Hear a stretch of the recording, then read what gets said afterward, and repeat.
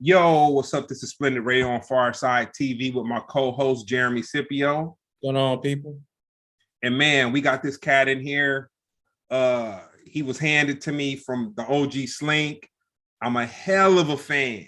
Gotta say it. Like, man, no nonsense, hell of an intelligent cat. You know what I'm saying? He gets down with his comedy. He's not the cliche I'll say urban comedian. He's just hell of a smart, but comedian Stevie J, man. I am very honored to have you on the platform. Come chop it up with us for a minute. You know what I'm saying? I'm interested in asking you a couple questions. Figure out how did we get Stevie J? Like to kind of dig into it and get to the process. But I always start the conversation off with asking people, how were you introduced to hip hop? Well, what up, Trey's comedian Stevie J in the building. You know what I'm saying? I'm in this bitch like an unborn baby. Hey. I would say like introduced to hip hop is just being a kid in the 90s, listening to Snoop Dogg and Dr. Dre, rolling down the street, smoking Endo, like just singing the songs, not even knowing what the fuck is going on, but just that's like hip hop, like Snoop Dogg, Dr. Dre, you know, West Coast rap. Dear Mama, Tupac, Mountel Jordan. This is how we do it. Like I grew up to that. Like, you know what I mean? So hip hop for real. Yeah, word. Oh, what city you from? I'm from South Central Los Angeles. Yo, I've known you for a minute, man. I remember we used to do shows together, and you told me about your affiliation. I remember your name was it Baseball Kid? I'm Baseball the Low. You got it right. I'm baseball. Yeah, man, I'll never forget that, dog. Yeah, man. Yeah, I'm a Crip. I mean, that's part of my brand, I guess. I don't glorify like, you know, negativity or street violence and shit. I don't promote joining gangs to children. It is a decision that I made that I'm stuck with, being that, you know, I really am deeply rooted in the culture of the Crips. But yeah, man, just my street life, you know. My reputation supersedes me. I'm really a nice guy. I take bubble baths and shit, bro. honestly, my experience with you, you've always been full of love. You just got to switch, bro. You got to switch. You know what I mean? Like, he flip it, but you know, for real, like you've always show love. That's just the type of person you are, at least as far as I'm concerned. Right, good looking. Appreciate that. Yeah. No, I peeped Stevie out on a couple different platforms. And one of the things that kind of pulled me into his comedy is that he could be funny as hell, but there's a line.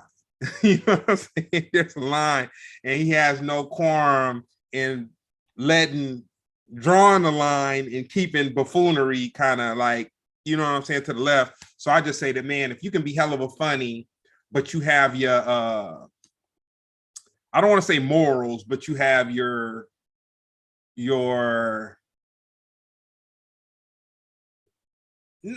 I live on principles. I don't know how principles. Perfect. On the outside of me, but I got a lot of strong principles. I'm willing to die over them. That's a rare quality for anybody to have in this day and age where you're willing to really go to war over a principle. So I just got really strong principles: love, truth, peace, freedom, and justice. Those are my principles. And I don't bend them, I don't flex them, I don't compromise them. That's just what it is. I don't give a fuck if you are an elder, a position of power. I'm standing on my principles. So people may misconstrue me standing on principles with being confrontational or violent or aggressive, and it's not that way. It's just I'm on my principles. Yeah, I saw it. I just took it as no nonsense. I've seen you. I've seen you in forums about 3 times, 4 times. And it was like, man, you're the coolest dude, chop whoop whoop. And then when it came to the principle, that switch that Jeremy was talking about, it wasn't disrespectful. You weren't disrespectful. You just let it be known so it wouldn't get confused. You know what I'm saying? Which, man, I appreciate you letting us know. So yeah, because I respect you, Greg. I respect you, Jeremy, off top. But you can't make me respect you after I've already respected you. Now you punking me. And that just uncomfortable for me as a man, like being like my decisions could cost my life. So when I got to make decisions like life or death decisions on a daily basis, I don't have time to play with nobody. Yeah. That just is what it is. And because I'm the funny guy doesn't mean that you can misconstrue that with being passive or a pushover. Because I am a loving guy. I want to make people laugh. Nah, I'm that's light skinned, my eyes green. I got a nice smile. Like I want to live in that truth. Like I don't want to, you know what I mean? I'll snatch you. Well, you know, you might have a situation, but shoot, in your younger days, like, fool, I would have snatched your woman, man. You know what I'm saying? We talking whatever, but did you ever think that hip hop would be as large as it is? As large as it is, absolutely is impacted the world. I didn't think that hip hop would spread to as many genres as it has, like the different styles of rap, the different types of drill music and this and that. It used to just be hip hop and R&B, and now it's just so many other things that consist of R&B. And I respect all artists, so I think that it has expanded. So I guess that is big. It's big. It's expanded so much, like to where we have artists like Lil Uzi Vert. In my day, that he would have never made it in 2001. Yeah. You get me? So I do appreciate it, and I like that. It's cool, like to you know, when you don't shut out change, there's a component to it that you could appreciate from the artist if you allow yourself to be open to it. I think a lot of hip hop heads don't like the change. Mm-hmm. You know, for me, you know, growing up, I was in junior high school in the 80s. And, you know, I look at it like dogs. When I was in junior high school in the 80s, and I'm a dog dude, I have old English bulldogs now. I've bred American bulldogs, just always had dogs, whatever.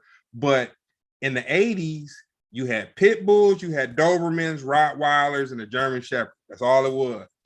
For sure. Now you got Frenchies, you got fluffy Frenchies, you got miniature, you got mini English bulldogs, fluffy bulldogs, all this stuff. And I look at hip hop like that. Like I was talking to somebody last week, and I was like, it's amazing how the South snuck up and just took the game from everybody, dude. Like LA really had so New York, it came from New York. We give it up to New York. We know that hip hop came from New York. But LA had a stronghold, dude, that was just ridiculous for quite some time, man. Like really, LA had a hell of a run with the hip hop. And I remember where the Southern rappers, really Outkast was like talented, but you just really didn't have any more other than Outkast that were like truly talented. When I say truly talented, I mean a group that could go up against a Tribe Called Stars. Yeah. Complete star, yeah, like no gimmick. But then it was like while LA and New York, and I watched this happen, it was like LA and New York was going back and forth on something.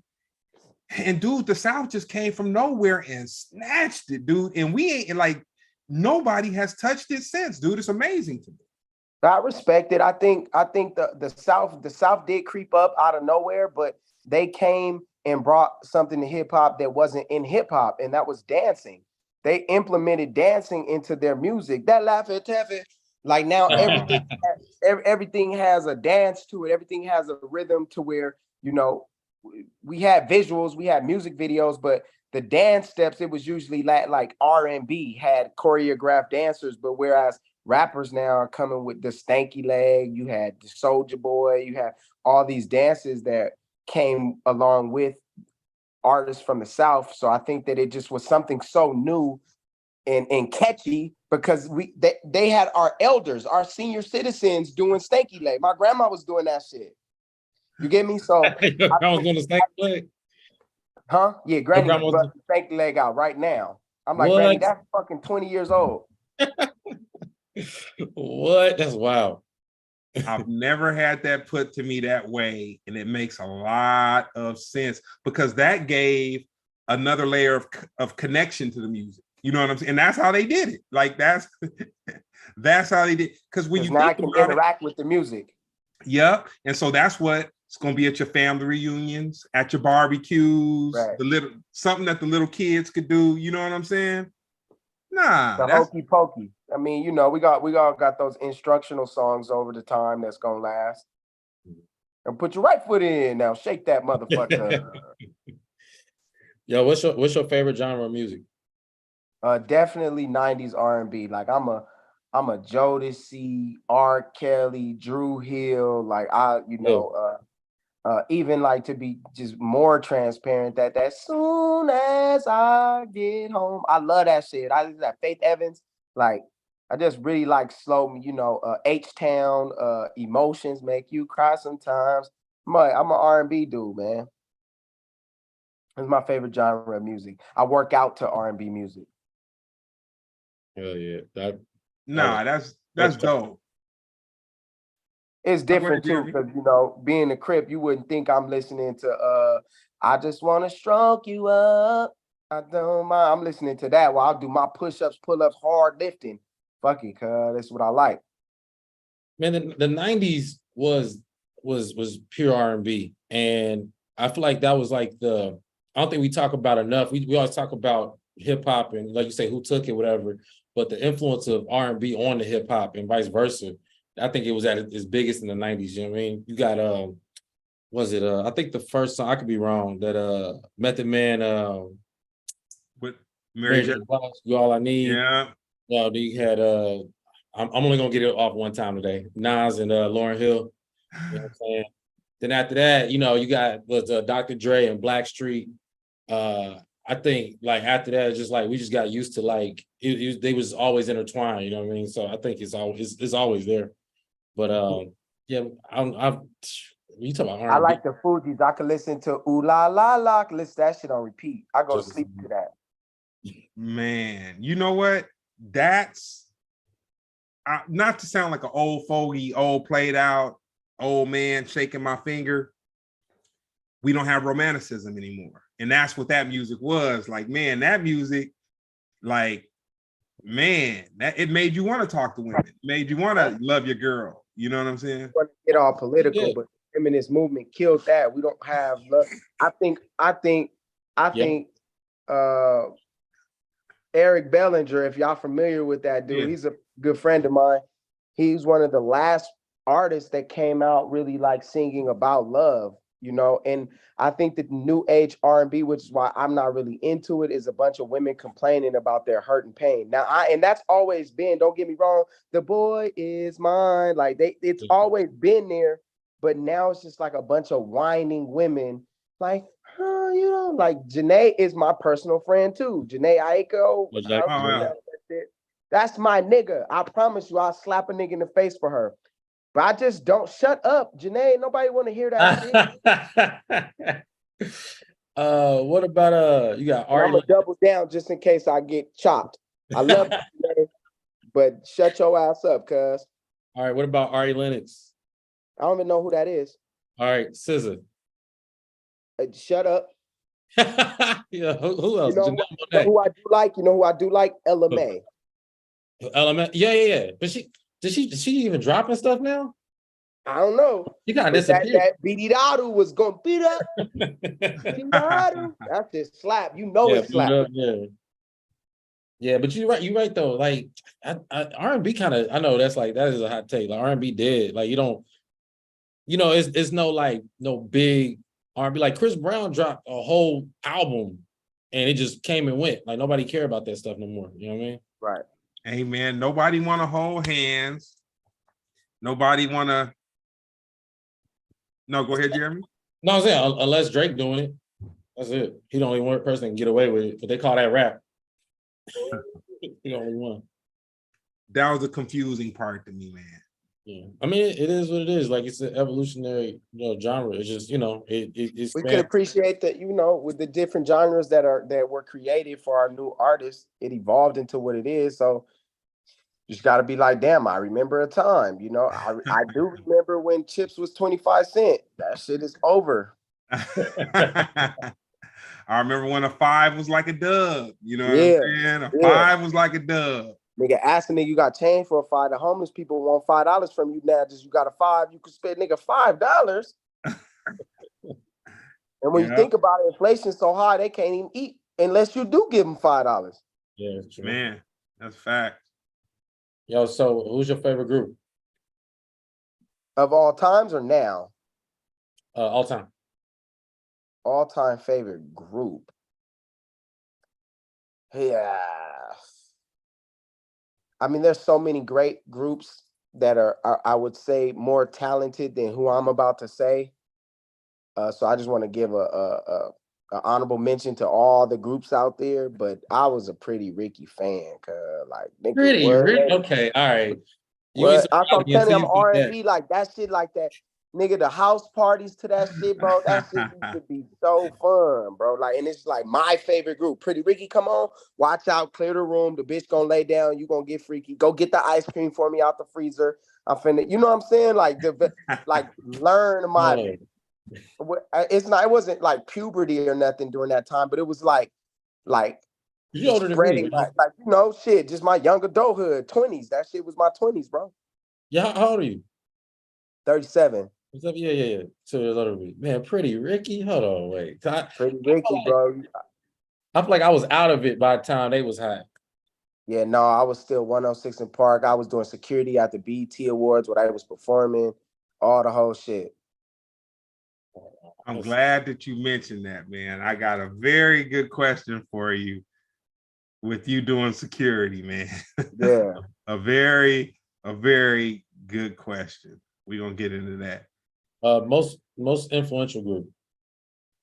Most influential group. Yeah.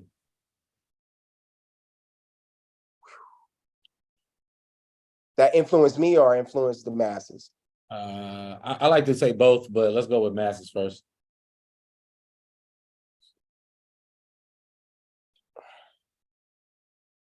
NWA. Okay.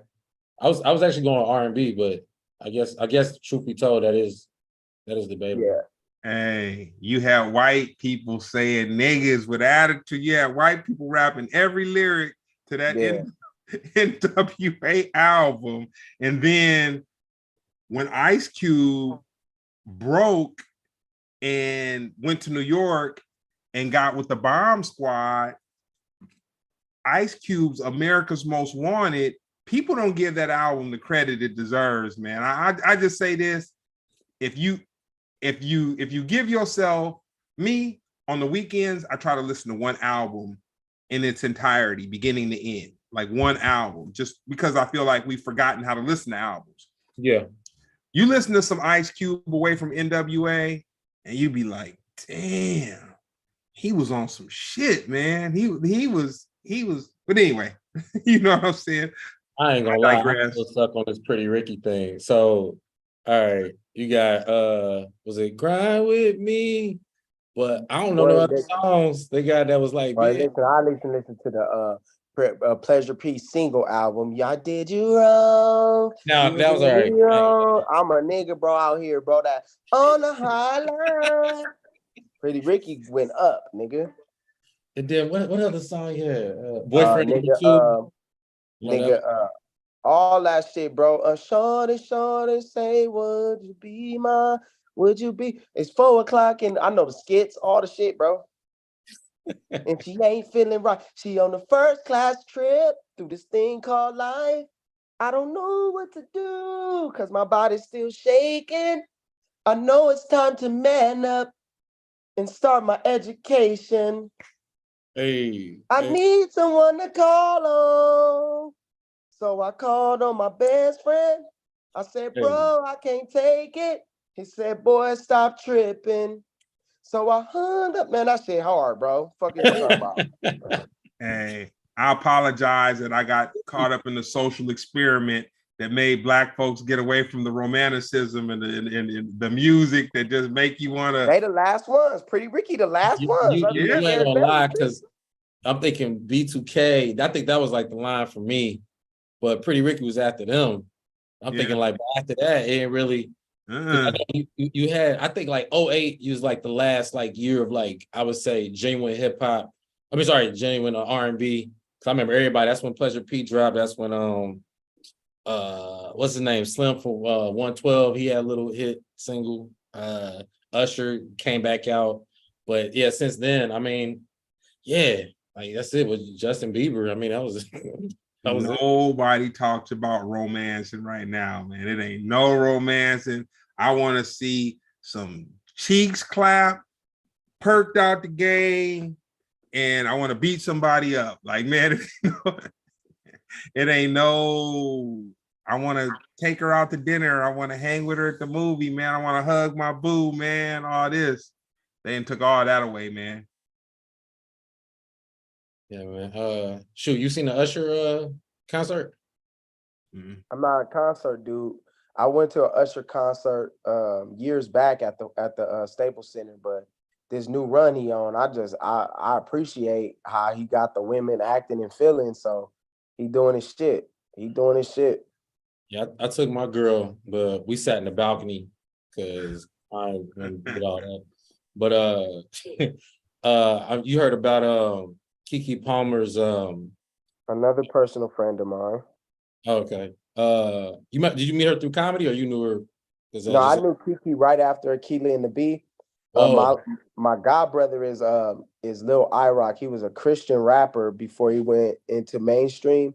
And he had like Tyler Williams, that's Everybody Hates Chris. Yeah. Malcolm Kelly, that's Lil Saint from You Got Served, the B2K movie. Yeah, Keke Palmer, Marquis, like a lot of like young Hollywood stars. I was like 20 when they were like 15. So I was like the chaperone at Universal Studios or when we went to, Disney World in Orlando when they had their little concerts and appearances. I was just like a socialite. I was the big bro to one of the little child stars. So I met all of those young stars when they were kids. Dope. I was gonna ask you because I know Keke through comedy. I didn't know her previous to that, but yeah, that's crazy. But I was gonna ask, I'm sure you hear about the social media situation with her and her dude, right? Just to catch everybody up, pretty much she went to the Usher concert. You don't gotta catch everybody up, nigga. Social media age, nigga. But go ahead though, just to be politically correct. Literally, it's everywhere. You're right. But yeah, she wore something that's debatably, I guess too much, depending on who you are, not necessarily me, but she was dancing on Usher. I guess he pulled her on stage and they had a little moment. And her dude ran to social media and he posted, but you a mom. It's the outfit though. You a mom. Your whole mom, yeah. Yeah. I want to know, what is your take on that? How would you feel if that was your girl? You know what I mean? Should he let it slide or did he do the right thing? Well, let me get this out the way for the listeners listening to me. I don't want to disappoint any of my fans that know me to be an authentic, real nigga. I don't give a fuck about nobody else's business and how they move. I don't really do topics, but for the sake of y'all show, I think that her boyfriend is not wrong for feeling away. I feel like when you go public about a topic, you have to be prepared for public's opinion. Yeah. I think personally that was an overreaction to what was done based on her being Keke Palmer. She's a movie star at a concert with an R&B star having a moment where Keke Palmer is a little homie to me. Usher's a big homie to me. So it's Keke Palmer and Usher, bro. It's beyond your personal relationship. Yeah. This is entertainment. Yeah. And I feel like saying, but it's the outfit you have. You're a mom, though. I think that only applies if Keke Palmer's walking her son to school with that outfit on, and the son's friends are like, "Damn, your mama booty cheeks is out." That's where that applies. That doesn't apply at the Usher concert when she's trying to have her ladies' night out, bro. It doesn't apply. Where was you when she put it on? Yeah. Because if I don't have a problem with anything my woman chooses to put on, but if I did, we're gonna check that shit at the crib. We're not gonna wait till I'm embarrassed in a spectacle on social media. Yeah. Because he was embarrassed and felt the way about it, like, damn, your booty cheeks is out. Nigga, What if she's casted to fuck Usher in the next movie? You can't handle that. You can't do nothing about it, bro. So I just feel like I feel like this. We don't know you. We know Kiki. Act like that, bro. Yeah.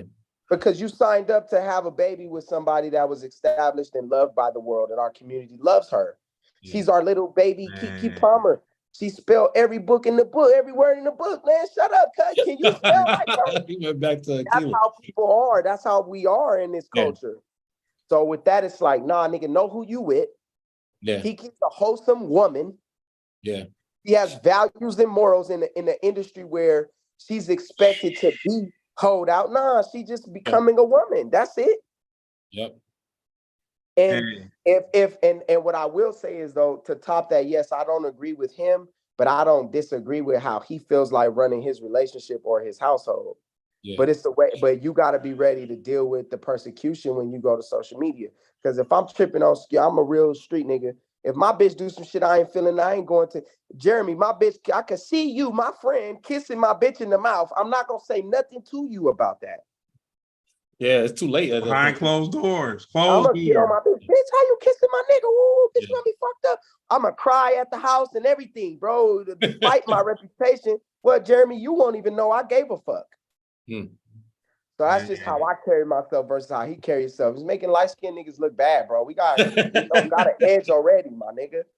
I appreciate you, Stevie J, man. You the younger homie, but damn, you got some wiseness to you, man. Wisdom. That's because I listen to niggas your age, man. When they tell me that shit, I don't need to go through it. I heard you. Yeah. A lot of people can't. They like, yeah, whatever, and then they got to go through it, and then they're like, well, you know what? Yeah. But then, Greg, I like I said, my principle is strong. I'm Muslim. I'm a Crip. I'm a comedian. I have a social status. I have celebrity status. It may be local celebrity, but it's pussy rate high as a motherfucker. So I'm, you know what I'm saying? I got a lot of shit going for myself to where I'm like, nah, I'm still not going to embarrass myself I'll never cry on the internet. I'll never, you know what I'm saying? I'll never say anything on the internet that's intimidating to me. Like, there's just rules to my manhood that I won't break. And when niggas is doing that based on their feelings or their emotions and not able to control their ego, you have a situation like that where you're going to get dragged by Black Twitter, nigga. It's never going to work. It's never going to work out for you when you put your personal business in front of people who you don't know and you want them to embrace you, because people on the internet to just, you know what I'm saying? They waiting for any type of little crumb, any type of little, go ahead, Jeremy. That was obviously a buildup, you know what I'm saying? And he decided to take it out that way, but what he didn't realize, it was too late. The damage is already done at that point. Like you said, he might as well handle it at home, because truth be told, you ran to social media because you thought that was going to be, obviously you couldn't control her. You said what you had to say. She, you know, whatever she did, whatever. Then you ran to the internet. It's like, man, you got to feel that vitriol. That's crazy. I think a lot of times, like, niggas don't know how to be selfless in relationships, where if your woman is unhappy, like, let's work on that, and then I'll establish my respect and trust based on me working on the things that you don't really feel in the relationship. So once a woman lose respect and trust for you, this shit is she gonna be on stage trying to give Usher some pussy, like, you know, type shit. Yeah. So, and I say that respectfully, Kiki, if you so happy. No. You know what though? I personally don't feel like she crossed the line. I will say the outfit, you know, she did have the cheeks out. But I mean, we don't never see her like that. We don't never see her like that. Like, if it's not like she like that all the time, that's not her character. That's not her thing. You know what I'm saying? She had a concert, bro. She feeling sexy. She just had a baby. Yeah. Shut your bitch ass up. That's what I really want to say. I'm trying to respect Mr. Greg here. Shut your bitch ass up, cuz, crying over that shit, bro. Little booty. You the one fucking. Yo. Yeah, that's a fact. You insecure, you exposing. We all got insecurities, but you exposing yours to the world to be exploited. Nigga, shut up. Crazy. I was today years old when I associated Keke Palmer with Aquila and the B, and I feel almost like I never saw the Usher clips and all that kind of stuff. I heard everybody going crazy about it, but dude, I couldn't even look at Akila's cheeks, man. She, you know what I'm saying? You grew up with the You on now? Yeah, I couldn't look at I mean, shit. I understand that. I understand that because there's a lot of beautiful women that I met when they were 8, 9 years old, and I may have been 18 or 19. I can't look at those girls, women now. Yeah. I can't, bro. It's already off. It's already cut off. And Kiki is one of those for me. You're cut off. I remember when you were 14, like, and I was giving you permission to go to, you know what I'm saying? Like, I can't look at you like, fuck. Journey Smollett. I was watching the movie with her and Samuel L. Jackson. I woke up like 3 o'clock in the morning or whatever, and I was watching the movie with her where she could just, you know, she could cry. That was her whole little thing. She's a little girl, she could cry. And I was like, when I watched Lovecraft when it came out on HBO with homeboy Jonathan Majors, and it was a dope, like everything was dope about it. Her acting was dope, but it was very difficult for me to connect with the adult woman in a sexual, like oh, she's fine or some shit like that. Like, oh man, that's that little girl. You know what I'm saying? I'll give you a perfect example. Keke Palmer's just I look at her like I look at y'all. Yeah. But this Chloe Bailey bitch, I don't remember. Wasn't in your child. I didn't see that. I don't remember you. I wasn't there for that. So when I'm like, damn, why everybody on her head? This bitch is bad and she's sexy and she's slapping ass and doing all this shit in the videos. I like that. Like, how old is she? 24? Nigga, she bait. What's up? And my cousin like, no, nigga, she was and I get it because he was able to see that, but I didn't ever see that. So fuck. Perfect example. Kiki can't get it so much as it's weird. But nigga, the Chloe Bailey, I don't know. And it's not even because I have a personal relationship with Keke Palmer. It's that I remember you being a kid. Akila. I remember I seen it. So I only seen the Chloe Bailey bitch when she was 24 shaking ass, and everybody was giving her the blues about it, and I didn't understand it. So that's just what it is, man. It's like she's on a mission. She trying to prove that she's not a child. You know what I mean? And I feel it. She ain't. She's trying because on her first single, you know, it took Beyonce out of here, and she's coming for Beyonce. To me, she hasn't proven her singing ability yet. I don't think. You know I don't give a fuck. I'ma send you the video, Jeremy. You ain't seen what I'm doing. He talking about different abilities, Jeremy. You know what I'm saying? Niggas still talking about singing. Yeah. You think Kiki baby daddy gave a fuck about none of that shit? He talking about peaks. And he seen Usher. They froze Usher looking at him like, yeah. Usher, man. Yeah. You know, he gotta play it up though. So Stevie, yo, you in junior high school. Damn. What was your soundtrack? What was going on? What was the cuts? What was the music going on right then?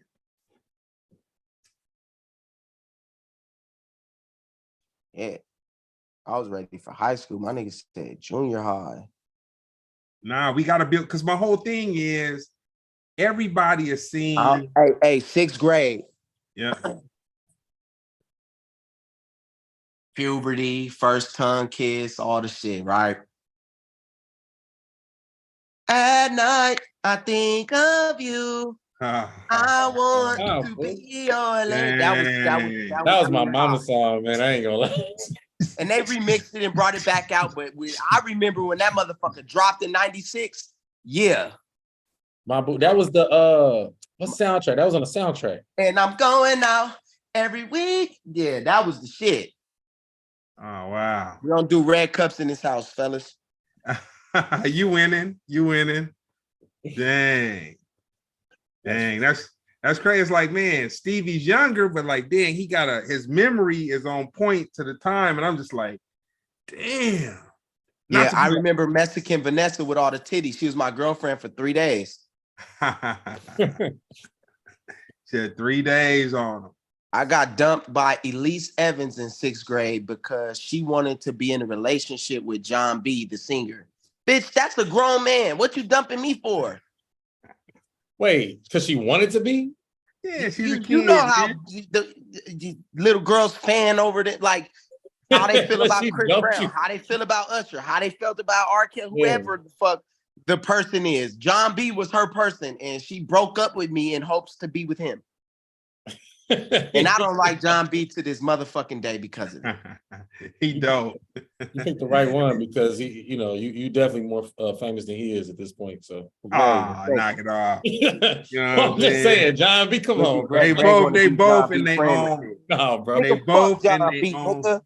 Yo, Stevie J probably got more followers, bro. My money on him, bro. She picked the right one. That's all I'm saying. Yo, that dude, he down. Yeah, but I would say that my boo, who is that by? Man, I'm trying to find out. It was on a it say Ghost Town DJs, but nah, that's what it was. Nah, yeah, that song that was middle school. If I had to pick a middle school song, it's gonna be that one. Dang. That's hard. I got my mom was playing that song. My boo again. Yeah. You ever incorporate R&B into your comedy? What? I come on the stage to R. Kelly and take my clothes off and grind on old bitches, Jeremy. What are you talking about? I'm like singing though. You clearly y'all heard me trying to sing. I cannot post nothing. That's fucking singing. I mouth it in wordplay, you know, play on the fact that I work out. You know, I'm sitting up here with six pack, bitch. Fuck my voice. I'm funny.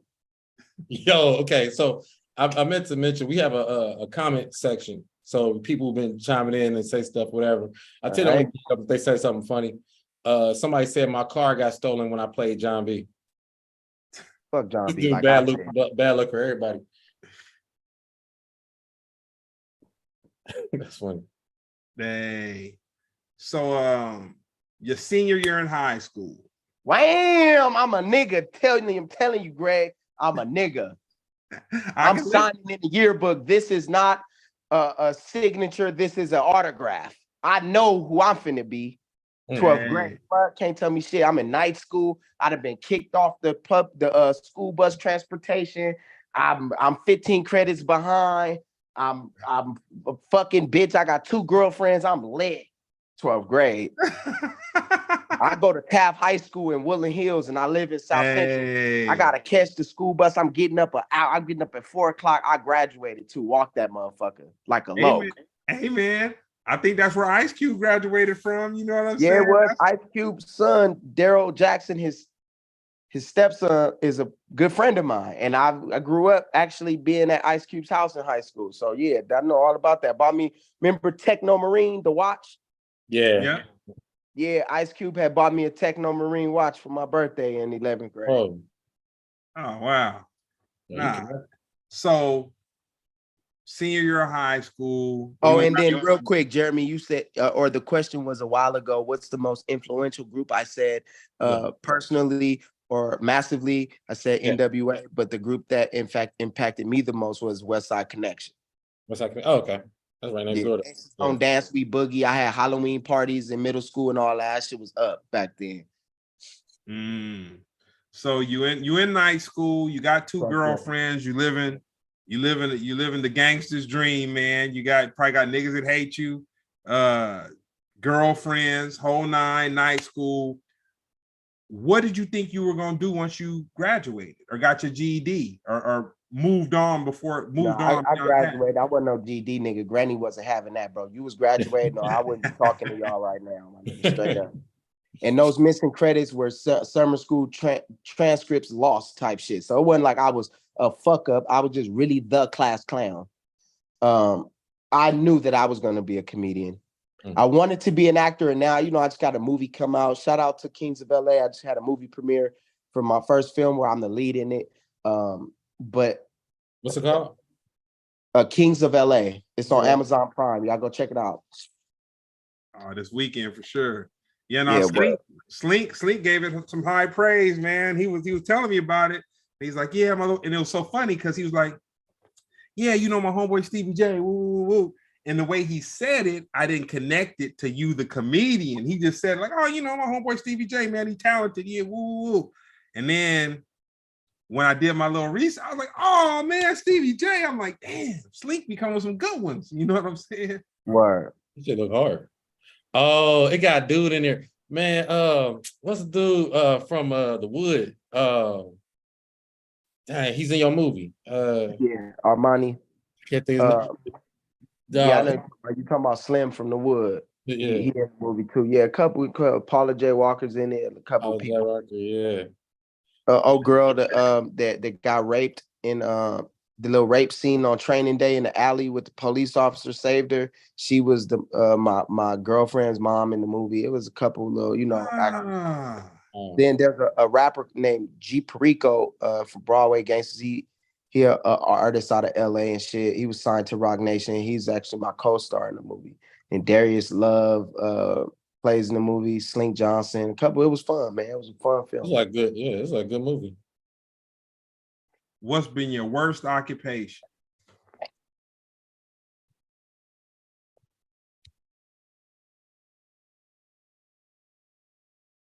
Man.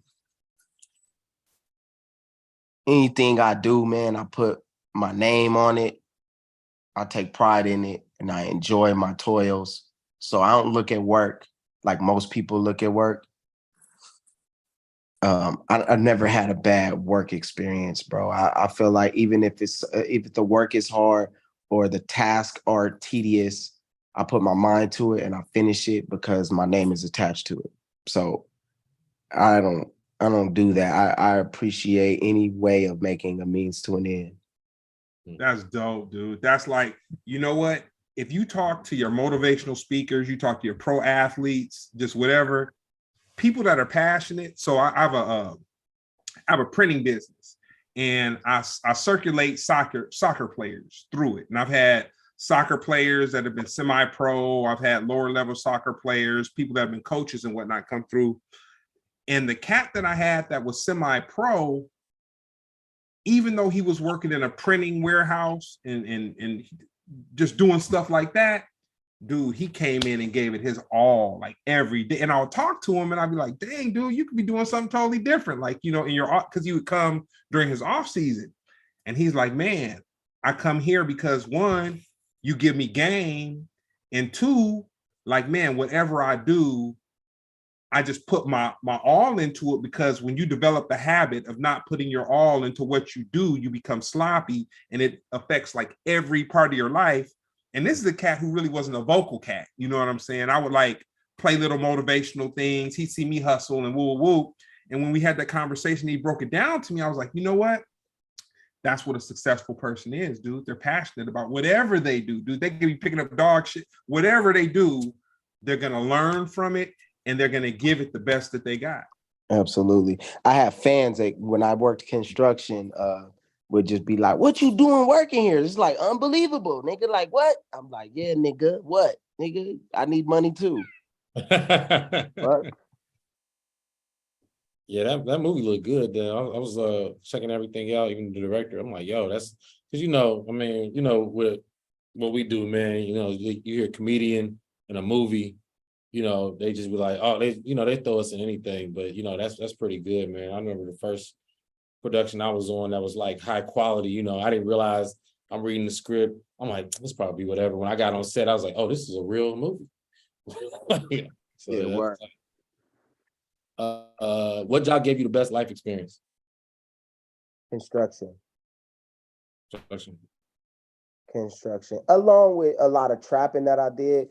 The trapping, because it just builds a different level of integrity and commitment and dedication to being, not going to jail and shit like that. So that's going to build your character, just being smart and calculated with your decisions. But construction taught me a lot about myself and having patience and love for all. And, the Hispanic Black thing, with them being predominantly in charge and how I'm treated or talked to, kind of shaped my resilience with dealing with conflict. How am I going to approach the situation? What people expect me, how they expect me to respond versus how I respond. You feel me? Going above and beyond my job expectation, regardless of how the boss is handling me. and being able to talk to people and learn things. Because a lot of Hispanic people, I will say, come from a struggle that a lot of people just take for granted. Like they come from a struggle that's like, my nigga Enrique, I'm never gonna forget when they brought the drywall on the roof and we had like massive amounts of drywall to bring from this space to this space. And it's like 65 pounds each sheet. And Enrique ass was grabbing 2 sheets at a time, putting them on his back. And not only did he grab 2 sheets, he would run to the drop-off location. Wow. And then drop like the whole entire thing. And I'm watching this nigga like, Enrique, what the fuck are you doing, bro? Like, relax, you making us all look. No, nigga, I don't want to do this. Enrique didn't want to do it no more than us. But Enrique, the harder he worked, the faster he worked, the easier the job is now completed, and we all don't have to worry about that. And I felt like if we all moved like Enrique in that moment, that shit would have been done a whole hour earlier.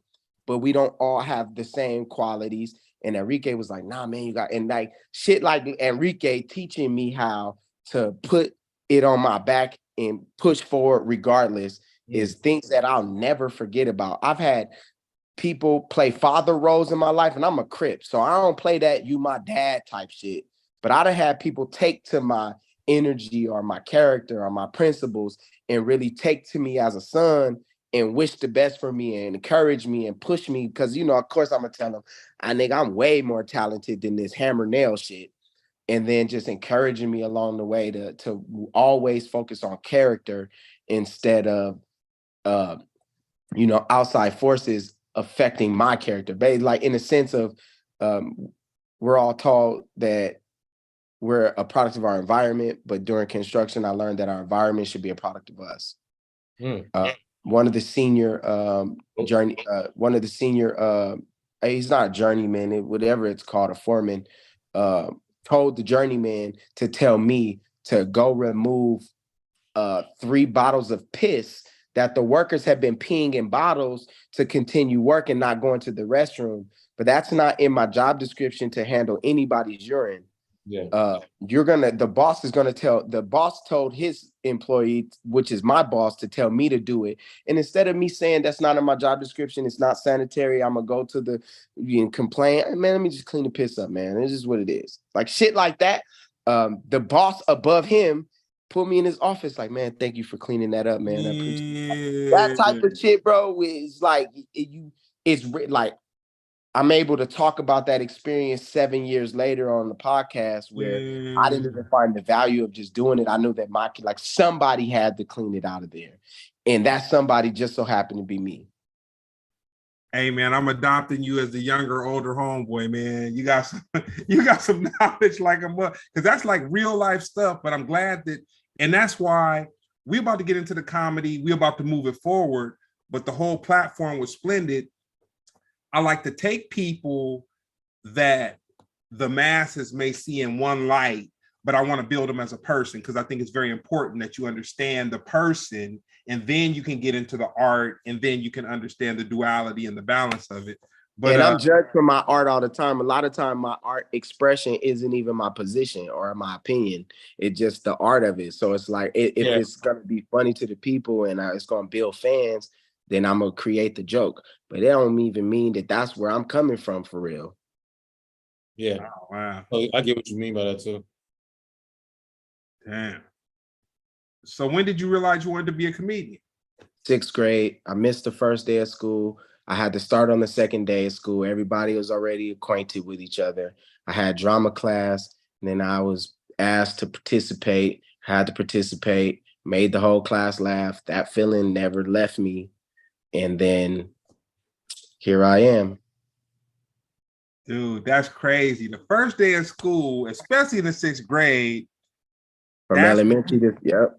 That's when people gonna be looking at your clothes. That's when you like that first day, really that shapes you to your senior year. Like that first day shapes you, the experience of just Greg, I went to Calvert Elementary, I went to Parkman Middle School, and I went to Taft High School. And they're all connected in the same area in Woodland Hills. So from 1st grade to 12th grade, I'm in this community of Persians, whites, blacks, Mexicans. It's like a multicultural experience, right? All walks of life. When niggas is speaking Farsi and shit, like my friends in the hood don't know what Farsi is. You get what I'm saying? Yeah. So I had the luxury of having the same friends, some of the same friends. You know, we fall off in high school as we all go into our little cliques of who we are, but I knew everybody in high school. I'm talking about the punk rock, whatever you turned into. We played kickball, Jake. I don't give a fuck if they think you the weirdo. Jake, you my nigga. So like I was class clown in 9th grade. Could have been elected if they would have let me. Like, nigga, I ran that shit, bro. So like it was like destined to be. Like I was funny as fuck. The gang shit actually threw me off of my trajectory of how funny I really am because shit got real. But in high school, nigga, I was goofy. Nigga, what? I went to school with Jordan Farmar, Steve Smith, and all these Super Bowl champions and all this shit, man. I was more popular than all them niggas. I didn't get more pussy than them, but I was more popular. Your largest comedic influence?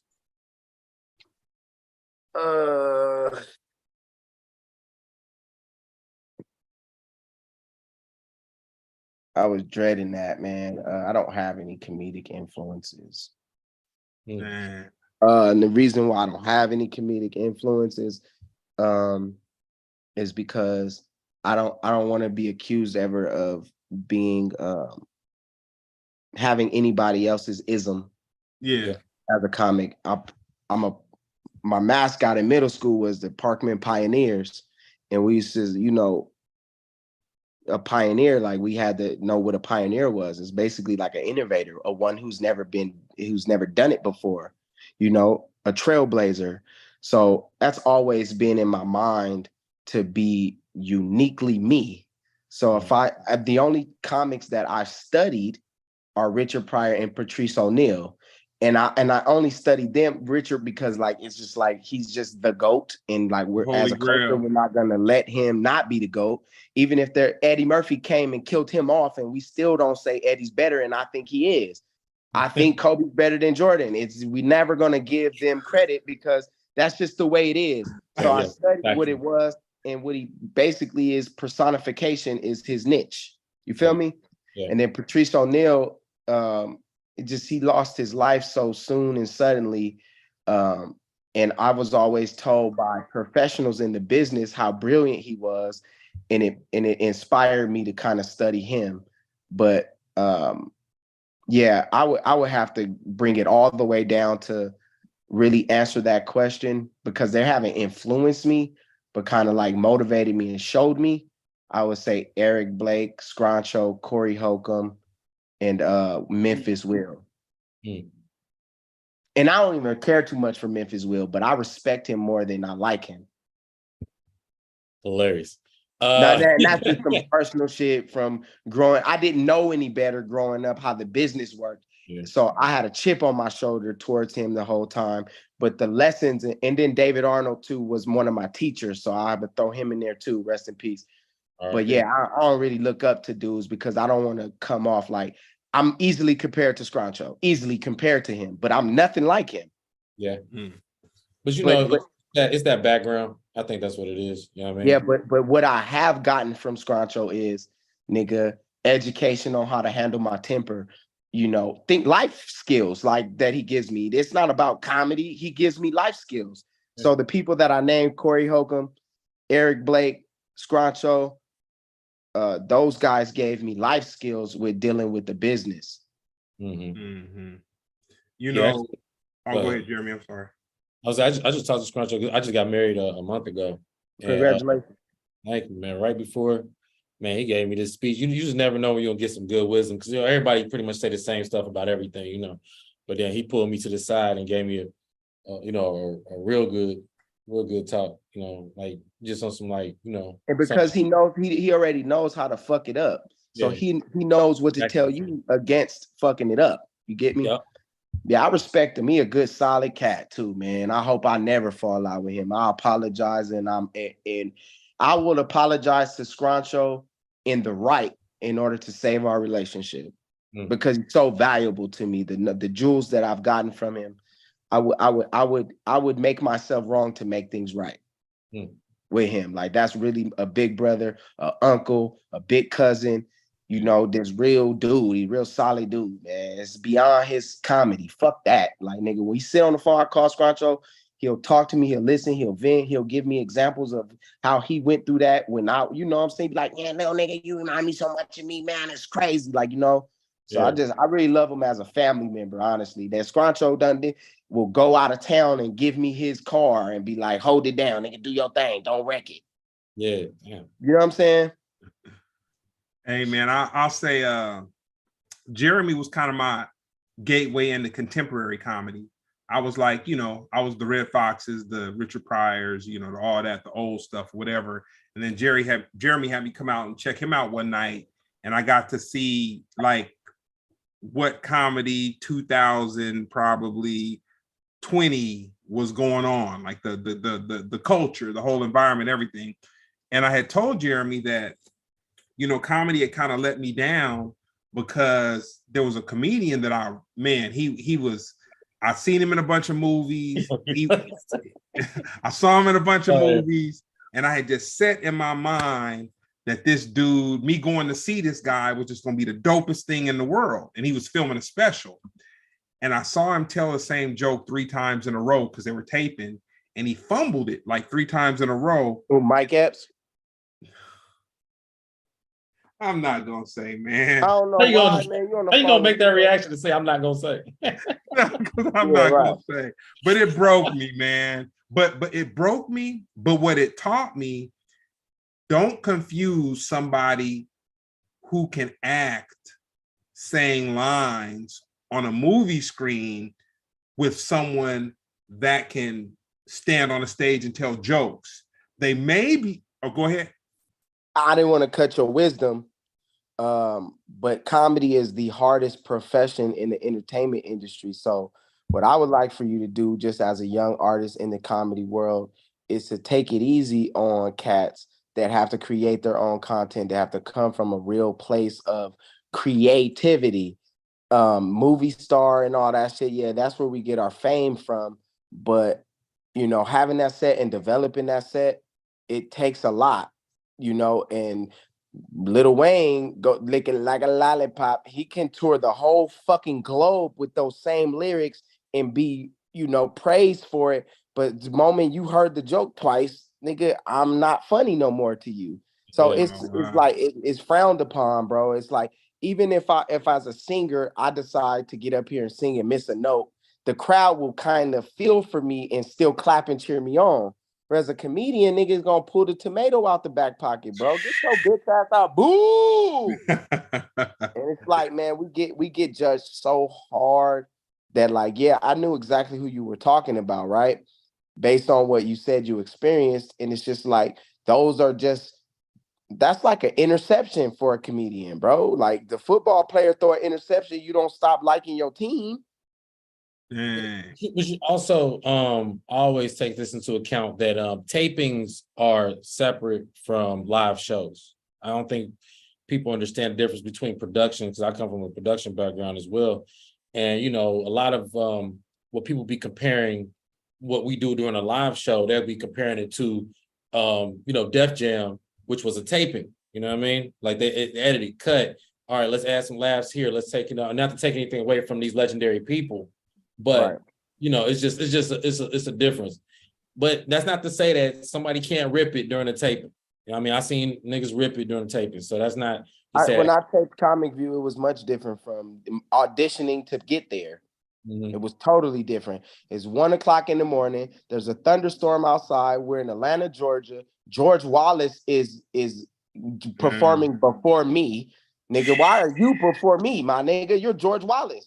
Not only am I following George Wallace, he had to do his 30-minute set 2 times because we're taping.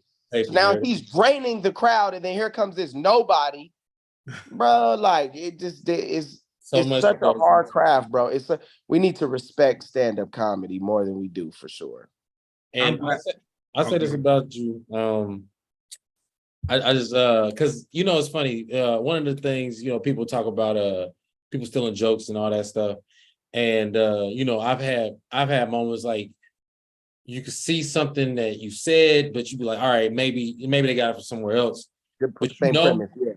but you know, and it's, you know, it's just part of the game. But I say you one of the few people I seen somebody took you, as far as I'm concerned. I mean, you know, who knows the truth, but they took your actual joke and I seen them perform it on stage. The Captain Morgan bit, I told you when it happened, but I ain't never seen that before. I was like, yo, Yeah, like and word for then word. to speak to that situation, like, you know, I hashed it out with dude eventually when I Oh, really? found out who it was and shit, and it is Yeah. what it is. But he became a comedian in 2018. That was the first time he picked a mic up. I sent him footage of me doing the joke in 2015. He's, oh, I never seen you before. And I, you know, I can't call nobody, like you said, as far as I'm concerned, nigga, you stole my shit, bro. And everybody else who's doing it is stealing my shit too. And imitation is the greatest form of flattery and all that. But with comedy, cause we don't steal jokes. We don't do that. That shit is worse than snitching, bro. As a street nigga, like, it's, come on, bro. Don't steal my shit and then try to like call me out on it. Like his fans calling me out. Yeah. That's because he was getting confronted about it. Because nigga, even I was just like, hey, bro, because nigga, we've been knowing each other for a long time. I hadn't even seen you in between the time. So when he did it, I was just like, yo, like, you know, when it's word for word, you got to say something. You know what I mean? Word for word. I can't remember dude's name, but I just remember like a nigga that's gonna bite my tongue, like how Greg just said. Then you know what? Cause Mike Epps, the nigga stole my joke. That's the street nigga in me that where they say it's a switch, it's principle. I'm definitely saying something. I don't give a fuck. And I can't expect them millions of dollars in Hollywood that I ain't never experienced before. Fuck that money. Oh man, yeah, I'm glad, but you know what? I'm glad I brought it up. I brought it up several times on different podcasts, but your perspective has helped me though. Like, you know what I'm saying? You said it in a way where I'm just like, well, you know what? I'm over here. He's got the pressure on, and the thing about it, fuck it, I'll be open about it. So basically, it was Lee Daniels was taping a special. And it was when he was trying to prepare himself to be Richard Pryor. Richard Pryor is one of my favorite comedians. And so he had the afro on. He was walking around stage with a cigarette. He probably was a little bit extra'd out in totally in Richard Pryor thing. He had the mustache, the whole little woo woo. And when I see Day Day tell a joke and then it doesn't land, then they do it again and it doesn't land, and then he does it again and it doesn't land, and then he goes on. And I was flying from Colorado. I was in Colorado. We were snowed in on the runway. We was on the runway 45 minutes before we took off. So I'm just like, oh man, I've been on the runway. Didn't think I was gonna make it back to LA in time. The girl that I was going with picked me up from the airport. We went straight to the little whoop whoop. I get there. I'm going to see Day Day. I'm thinking in my mind, like, man, I'm gonna see Day Day. It's Mike Epps. Like, oh man, this is gonna be ridiculous. And when I saw him have that human moment, it was just so much for me because that's not even sorry to cut you off. That's not even a human moment because I'm maybe unlike most comics don't consider myself a human. I consider myself a comedian. He had a bad set. That's all he really did. But to you, you're devastated, disappointed. Santa Claus not real. Oh my God. All of that. You're so fun. Like, no, nigga had a bad set. It just happens to be in a space where I'm already a fucking celebrity. Nigga, I'm funny as fuck. That don't excuse me from having a bad set. Nobody's above it. Nobody's above it. Not even when Greg is flying from Colorado to nobody's. That's why it's like that's like throwing an interception. It just is what it is. Yeah. We've seen Kobe have a bad game, Jordan and LeBron. But comedians get judged, so you held on to that motherfucker for this long because years, over 10 years. Like, oh man. How many times did we see Kobe miss the last shot? Yeah. But I will say this though. he did redeem himself in Meet the Blacks in my heart, because that was a funny movie, man. He was. Yeah, that ain't the same thing, good brother. Yeah. Martin Lawrence, Eddie Murphy won't pick up the mic because he's afraid of it. Ooh. Oh, you said what's that again? I said Eddie Murphy won't pick the mic up. Why? Because I went out with a bang. Yeah. If we see Eddie Murphy not be funny, that's gonna kill all of our. If that's going, and I know better. That'll fuck me up. Like, oh god damn, because Martin is doing it. He had the courage to still try and fuck with it. Cedric fell off. Chris Tucker never was funny. Like, nigga, come on. You can't say never was funny. He just didn't have a set. He didn't have a long set. You can't say never though. You Jeremy, if I only got a 5-minute set and that's all we can really go, you gonna go. If a nigga ride me here, just be practicing. Tell me what else. Tell me what else, and I'll cash out you $100. Tell me what else he said. That was funny. Are you talking about that set? Or are you talking about another set? I don't even want to defend Chris Tucker right now. You put me in an awkward position. Look, because any other day I'd be you, but I'm just saying I gotta give nigga a little credit. But Tucker don't got it, bro. Not with stand up, bro. You're right. Martin had a stroke. I think that was Chris Tucker and Nick Cannon are neck and neck. Stand up comedy. No. Tell me a Chris Tucker joke, Jeremy. Chris Tucker. That's not from Def Jam. From that one. Def Jam. He got the Michael Jackson joke. The Michael Jackson joke from the special. Don't make me defend Chris Tucker. I don't feel like doing this shit right now. Look, Martin, I think his issue is he had a stroke. I think that really affected him mentally. I think that's what really fucked him up. Because I seen him live too many times, and just that disconnect. That don't count, Jeremy. That Michael Jackson joke shit, that's like my Keke Palmer stories. I'm just privy to knowing this celebrity. That's not funny, cuz.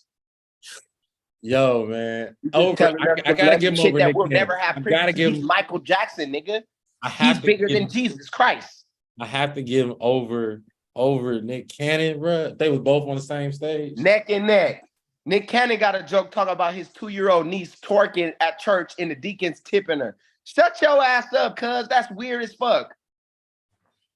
At least you know I respect about Nick Cannon though, the fact that even though he's not funny, he put it all on the line though. Like he still risk it all for his stand up. You know what I mean?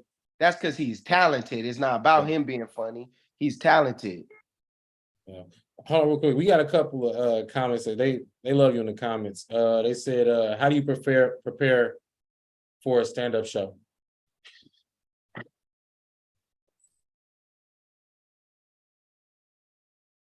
I throw R. Kelly on that bump and grind, and I put it in my earphones and I do this, and I embody what I think how Drake would hype himself up right before he goes on stage. So it's a mixture of me channeling R. Kelly and Drake, and I do this thing, and they be calling my name. They be like, our next comic son from LA will bring me up, Jeremy.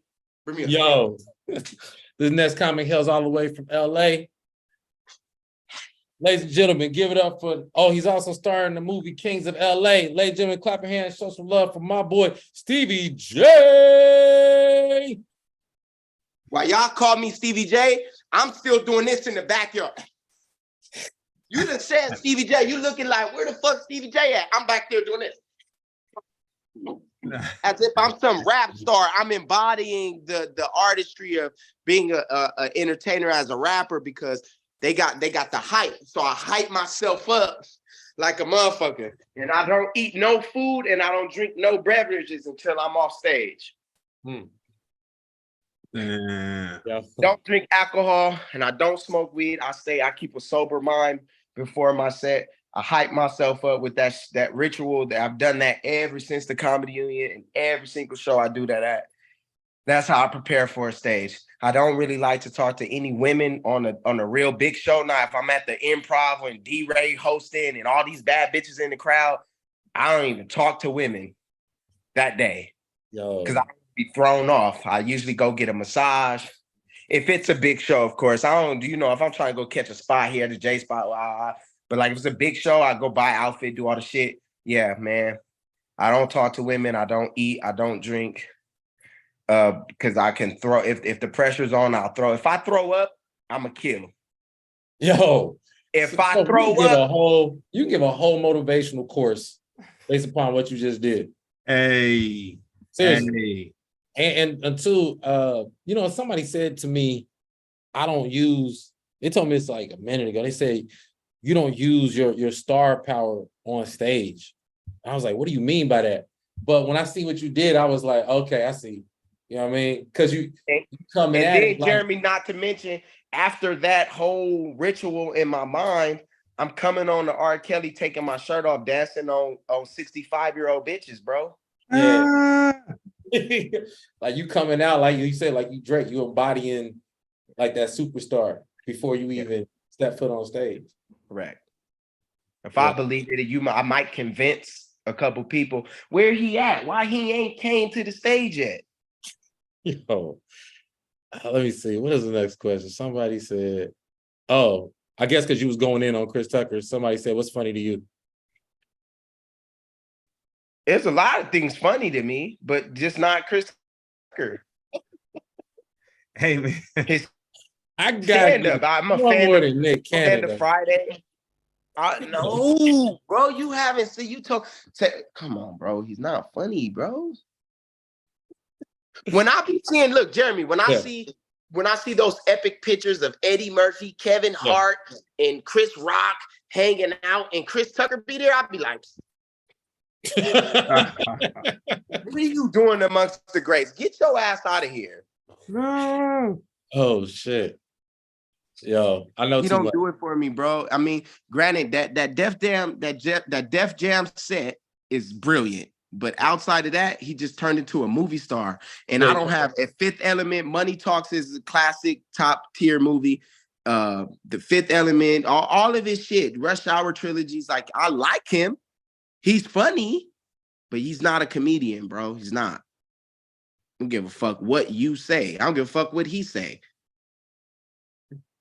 Yo, so do you feel like it's important to create that distinction between comedic actor and I guess funny stand-up? Or no, I think that when we talk in stand-up, it has to stand alone. It can't be confused with comedic actors. It can't be confused with internet personalities or none of that shit. You know, nigga, you a comedian, you know. Yeah, but I'm in the, I'm in the role of I'm trying to get it out of you, you know what I'm saying? Like I said, I'm you on a different day. You ask Greg. Yeah. I every time I speak, he said like I'm saying something controversial. I'm like, yo, I'm just talking.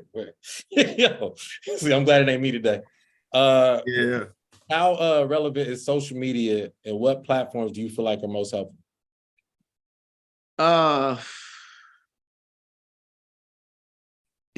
Well, you remember when social media came and how it affected our craft, and COVID happened, and it was just like, oh shit, it was a shakeup, and like everybody's like, are you gonna be skit? Are you gonna do the skits? You had the Jahan Joneses and the King Batches and the King Karans, and these were comedians, and then now you have the Desi's and the all of these ones that transition into from being an internet personality to being an actual stand-up comedian. You got to put your time in as an actual comedian. DC Young Fly is one of the comedians who I consider a comedian because of the work he was willing to put in. Yeah. You feel me? Mm-hmm. To become a comedian. But the Carlos Miller and Chico Bean, DC Young Fly can't hang with them. You know that.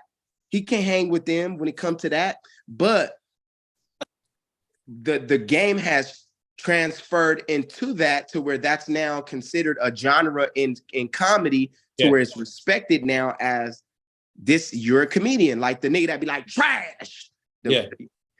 You can't hang with me, nigga, but he's successful, he's financially stable, he has fans, and he is funny. But you can't hang, nigga, when it comes to hitting them improvs, nigga. Well, you seen was it Charleston White? He on tour with he on tour with somebody, and then somebody posted that he had a big bomb. But I think it's showing that divide because people hype these people up to be like, oh man, you should be doing stand-up, you should be doing stand-up, and they start talking reckless on social media, which is good because it gets the crowd out. Because people are like, yo, I gotta see is this person worth what they're about, but it don't always translate. Everybody yeah, and I think my fan base is on Instagram and on Instagram alone.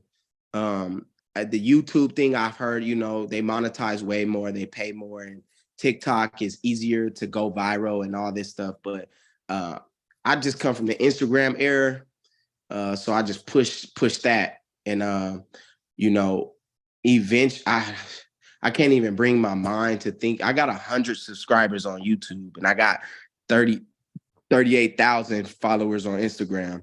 So from 100 to 38,000, it's like at this stage in the game where I'm really committed to the mic and or acting, I'm not about to re-rock and put all this time into building a platform for money when my artistry is not necessarily about money. When I already have a fan base of 30,000 people on Instagram that I just go on there and give an opinion and the shit goes viral. So I'm well known just as much as the rest of the internet personalities. I just happen to be able to nigga kill a room. You know, I'm trying to get to a space where I got 1 million followers and I'm able to sell out wherever the fuck I go. But that's the difference. The quality of having people be like, yo, we're gonna go see him, But when y'all go see him, they don't got J-Spot experience. They don't got Maverick Flat and comedies and all the open bars. They don't got that experience. They don't got the writing sessions. They don't got none of that experience to be able to be like, yo, this nigga was funny as fuck. You go see me, I'm gonna kill your gut. Mm-hmm. And that's not to say that I can't have a bad set either. I want to put that out there for the comedy gods to have grace upon me, please.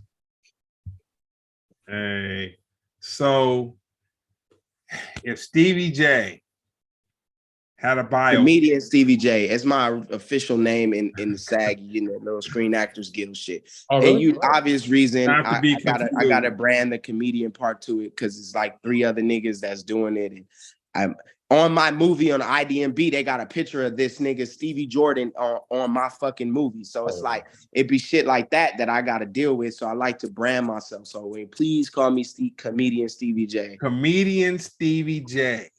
Right. If he was to have a biopic, what would it be called? The Set. It's already written. Dope. I'll email you a script too, man. I think it'll impress you.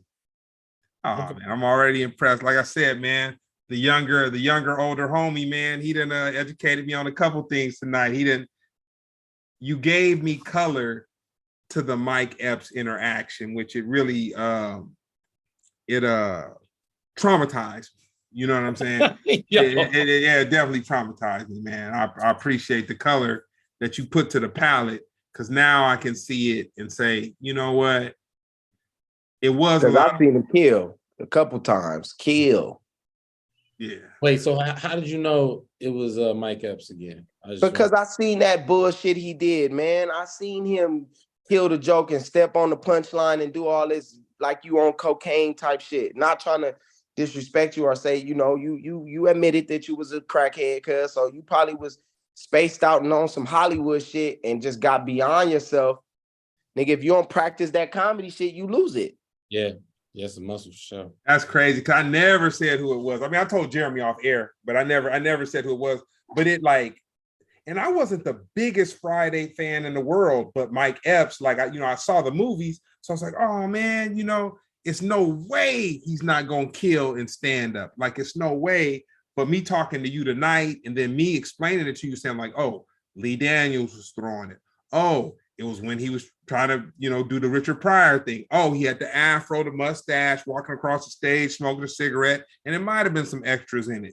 So when I put all that to it, it's kind of like, oh, it wasn't just like he was just showing up and he was just telling some jokes and it was just like whatever. He was doing something for like a major production and he was trying to get something to go, and that particular part just didn't go. But I've watched Meet the Blacks like 8 times. You know what I'm saying? And I'm like, damn, that nigga's funny. Like, he was funny. Mike Epps was he was funny.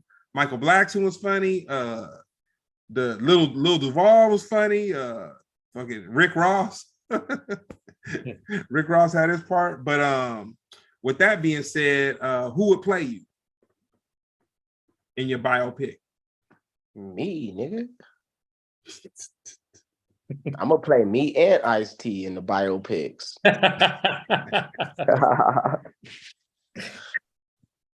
Oh, that's funny. If you had to pick somebody.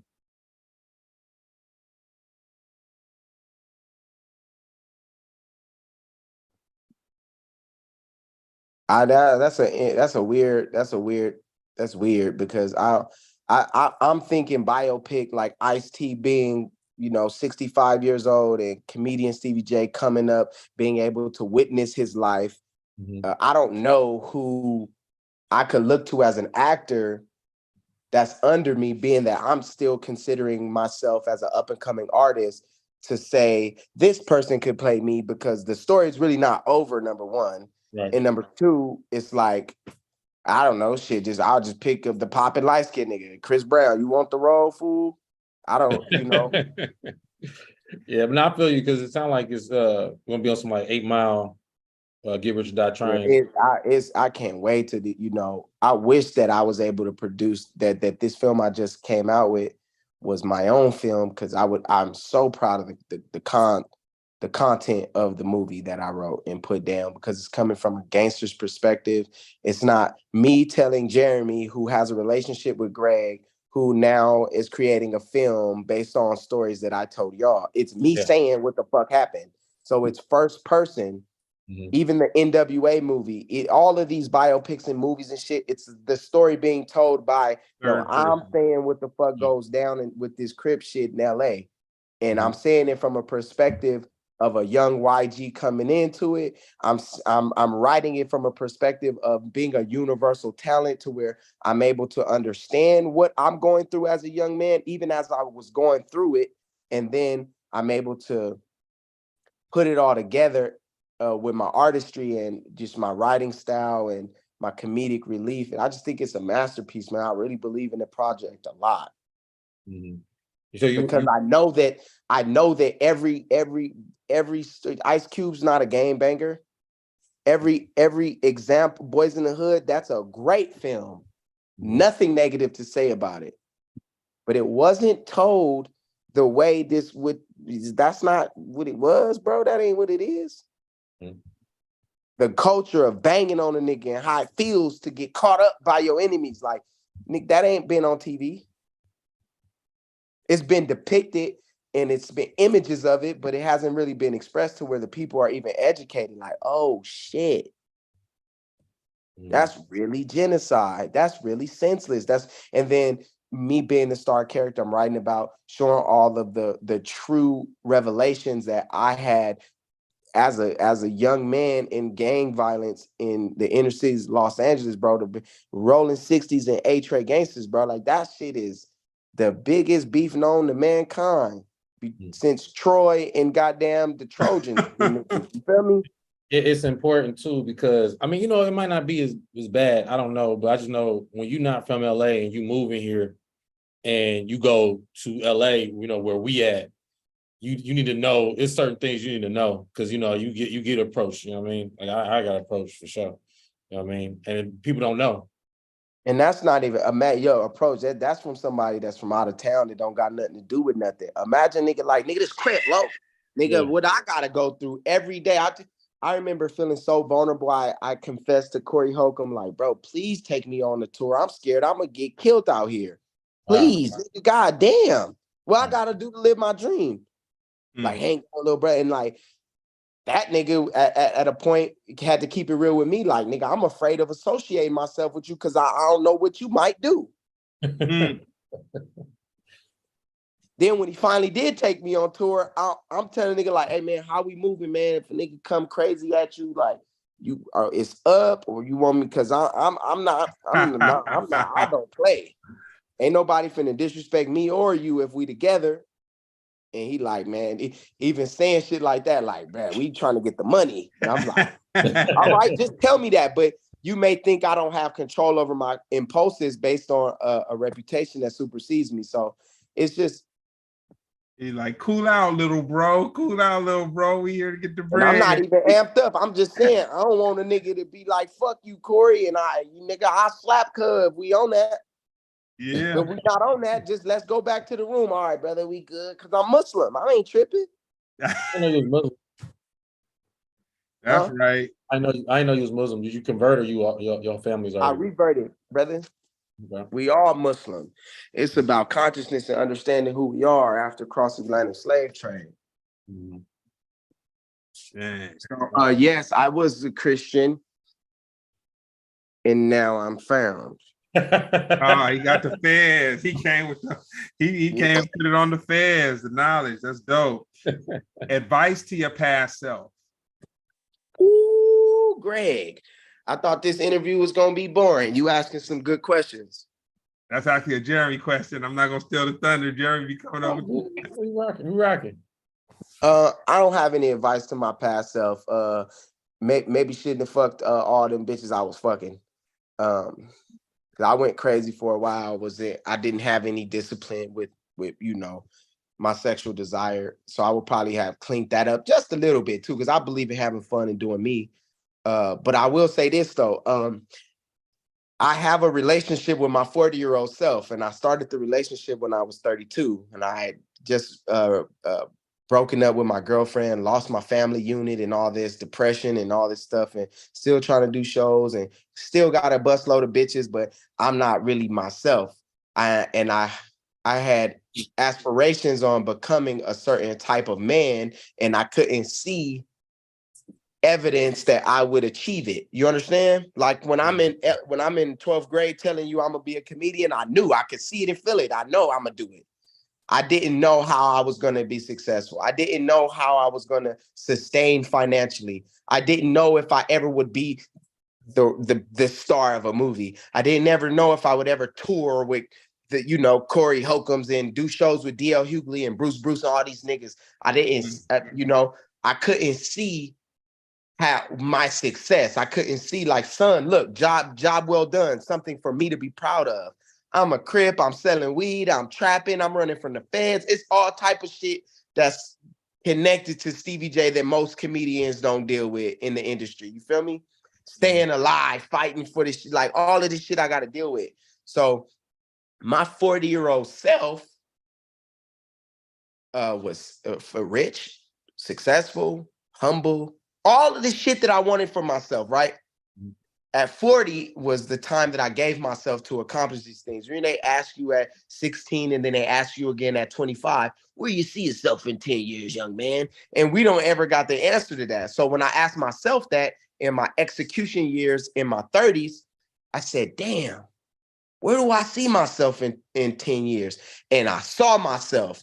And then from time to time when I would let a relationship drain me, and I may that, I don't hit bitches or nothing, but I may be like toxic or draining or domestic and just in that and not focused on what I should be focusing on with my character to evolve into what I'm truly supposed to become and maximizing my full potential. You feel me? So when I found myself in that space, I was just like, nah, nigga, my 40-year-old self, like, nigga, fuck that bitch. Like this. Like, I would hear myself tell me that. Like, nigga, there ain't no excuse when you 40. My 40-year-old self, like, nah, nigga, get that shit. I don't give a fuck if your mama dead. I don't give a fuck that you was a crack baby. I don't give a fuck that this bitch spent your money. You wasted your time. I don't give a fuck how hard it is to be a father. There's no excuses, zero tolerance for bullshit, nigga. Get your shit together. And that 40-year-old self at 37, now I got some shit where I'm like, okay, I could reach in there and show you 20,000 cash. I got beautiful children. I own a 5-bedroom house. I'm doing this shit. And it's like over time you manifest and you just stay the course on what you don't give yourself excuses and you win. You know what I'm saying? You stop giving yourself the why, how come I can't? Or why shouldn't I?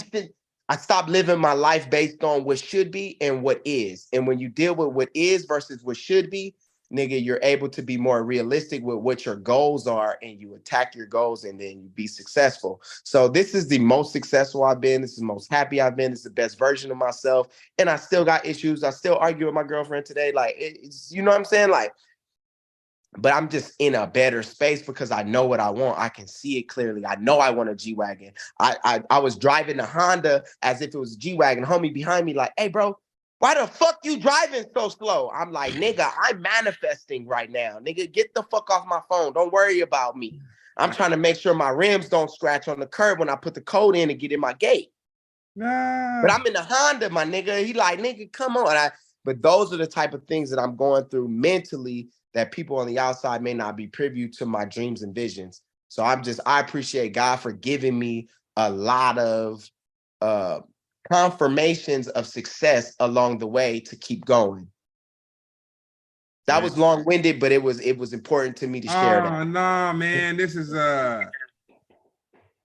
I'm glad that Jeremy said, you know, as far as the musical part, I'm glad we got it because it was important. It wasn't about like knowing the first break dance or all this, that, and the other, but because we're shaped by music like in our elementary to junior high and junior high schools when you kind of got your independence going and whatnot. You can kind of branch out, and then you are fortunate enough to know dudes that may listen to heavy metal, dudes that may listen to punk, dudes that may listen to.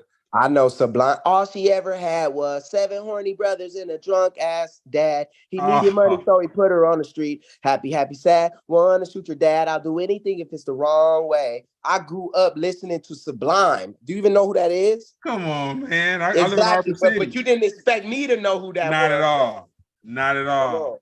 I'm Blink 182. I'm the kind of guy that laughs at a funeral, can't understand when I say I don't feel good. It's been 1 week since you looked at me. I'm just universal, my nigga. And I'm not even able to tap into how universal I truly am just yet. I'm a big star. It's just all developing. Oh no, I know. And it's like, dude, I can honestly say this interview I thought it was gonna be really good, but it superseded everything that I kind of thought it was. I'm gonna end it out on this note. Blessings be to God. We all made it through the whole COVID thing. A lot has changed since we went on lockdown, all this, that, and the third. You doing shows, you doing comedy.